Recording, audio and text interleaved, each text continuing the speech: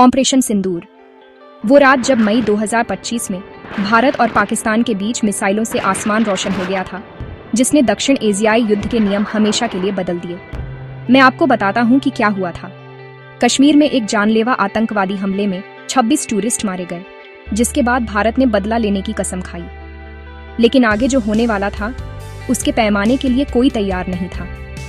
7 मई की आधी रात के ठीक बाद भारतीय सेना ने पाकिस्तान भर में मिसाइल और ड्रोन हमले शुरू कर दिए। ब्रह्मोस और फ्रेंच एस्कैल्प ईजी जैसी क्रूज मिसाइलों ने रात में उड़ान भरी और दुश्मन के इलाके के अंदर 9 आतंकवादी ठिकानों को निशाना बनाया, जिसमें लाहौर, मुरीदके और बहावलपुर के ठिकाने भी शामिल थे। ये पहली बार था जब भारत ने पाकिस्तान के खिलाफ क्रूज मिसाइलों का इस्तेमाल किया था। इतिहास रचा जा रहा था। पाकिस्तान ने तेजी से पलटवार किया। उसने 6 भारतीय जेट गिराने का दावा किया और भारतीय ठिकानों पर ड्रोन के झुंड लॉन्च किए।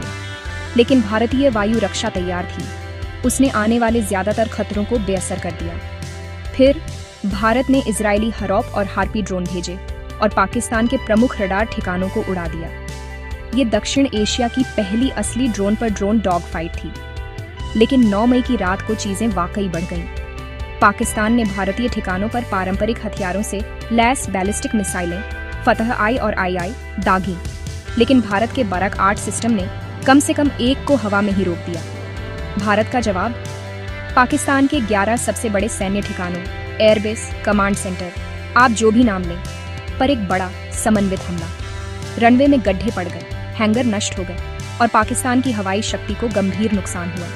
और फिर विवादास्पद किराना हिल्स हमला, पाकिस्तान के सबसे गुप्त परमाणु ठिकाने पर एक चेतावनी शॉट। भारत ने कभी आधिकारिक तौर पर इसे स्वीकार नहीं किया, लेकिन सैटेलाइट तस्वीरों ने एक अलग कहानी बताई। सिर्फ 4 दिनों में दोनों पक्षों ने पहले से कहीं ज्यादा मिसाइलें और ड्रोन दागे।